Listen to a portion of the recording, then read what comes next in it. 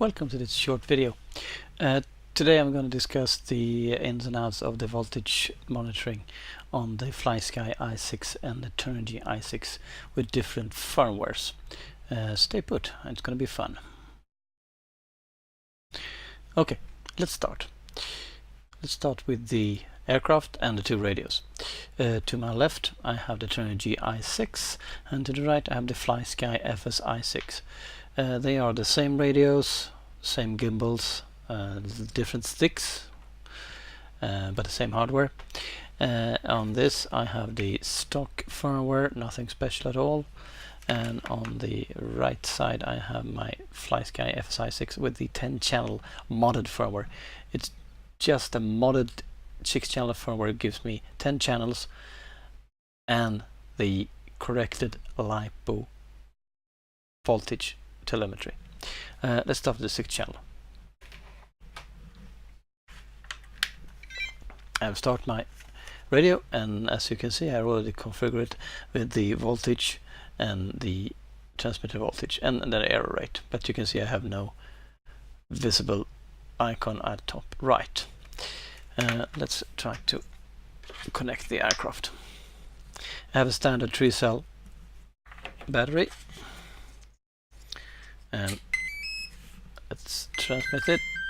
And now the alarm is going to go off because I haven't connected my leads yet, and I will connect one to the end at the black and one to the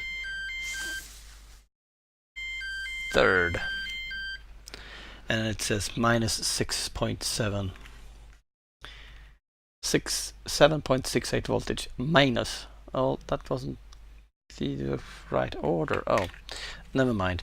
It's the brown to the black and the black to the brown to the black and the red to the blue in this case. And then you can see it says 7.63 voltage. My transmitter is going to go every 2 minutes, and that seems to be okay. But the problem being that I only have the leads connected on the first and the second cell, so I don't know what the third one is doing.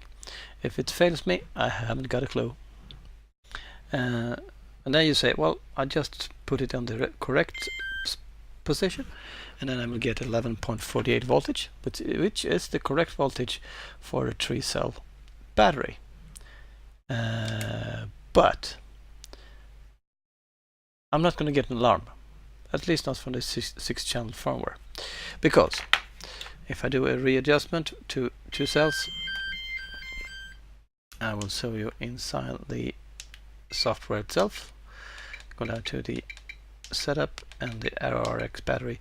As you can see, I only have 7.4 and 8.4 volt.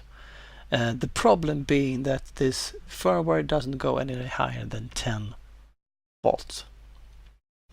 And now you're probably wondering, how does the alarms sound? You have heard the alarms now. The panic alarm, if you do it like this, it goes. Quite annoying. And now I'm back to 7.6 volts. And how does the alarm sound? That was the panic alarm. I'm below my lowest setting. Well, the setting is fairly easy. I will have my 40, 750, 760, 7.7, and I will have this sound instead for the alarm. On both radios we have the same problem. They are quite low volume, so you have to pay attention to the sound, but there's an audible sound, definitely. And now we go down to 740 and it's working as it should again. And that's my 6th channel. There's also a downside as well. I do have a battery icon, but it says RX receiver. And I have access to the following sensors on this firmware.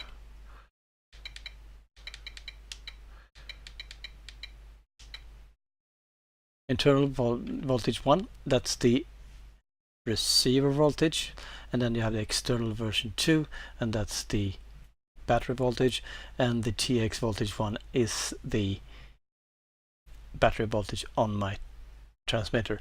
You also can have other telemetry sensors, but we're not going to talk about them in this video. Now on to the next radio. And here we are with a different aircraft.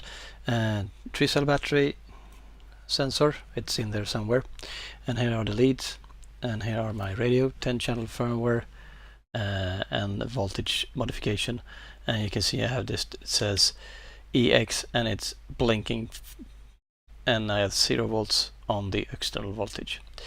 Let's see what we can do with this. A difference from the 6-channel firmware is that you have no audible alarm when you have no power or no connection. But as soon as I connect my leads, I will connect them as this. And it's enough if I connect with one of them. If I connect both of them, I will get the correct voltage on my radio. Let's put the backlight on. And now I have external battery with the icon, and I have 11.45 volts. And the alarm is working. Let's have a look at the firmware. I have the same. Here I can select internal, external, Lipo, NIM, but I selected external Lipos, 1 to 15 cells. And here are settings. I have set a low of 10.20, that's 3.4 volts as an absolute low. I have the alarm set to 3.6, and I have the high setting to 12.6. That's so that you can get the full icon with all the spaces filled with dots. Okay, let's see if we can get the ordinary alarm for this one.